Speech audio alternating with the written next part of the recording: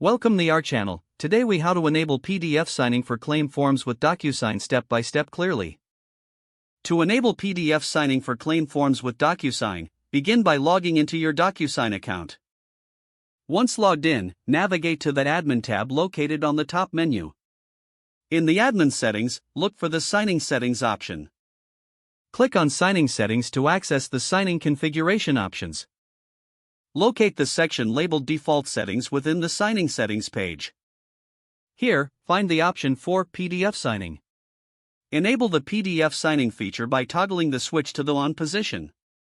Scroll down to ensure that the changes are saved. After enabling PDF signing, click on the Save button to apply your settings. Next, return to the main dashboard of DocuSign. Select New to create a new envelope for your claim form. Choose the option to upload your PDF claim form. Once uploaded, specify the recipients who need to sign the document. Assign the appropriate signing roles to each recipient. After setting up the recipients, click on Next to proceed. In the document editing view, you can drag and drop signature fields as needed. Ensure that each recipient is assigned the correct signature field placement. When finished with the adjustments, click on Send to distribute the document.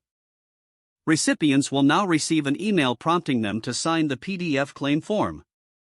Once all parties have signed, you will receive confirmation of completion. Additionally, you can track the signing status by checking the envelope history. This process allows for a streamlined signing experience for your PDF claim forms using DocuSign. If the page does not load, refresh the browser or try again in a private or incognito window. Make sure you are using the correct email address, then retype it carefully to avoid small typos. If your password is not accepted, use the reset option and create a new strong password you can remember. Check your spam folder for verification or security emails, then complete any requested confirmation steps. Enable two-factor authentication if available to improve account security and reduce unauthorized access risk. After signing in, review your profile details so your contact information and settings are accurate and current.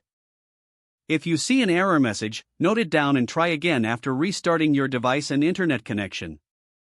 Don't forget to like this video and subscribe to our channel for more step-by-step tech guides.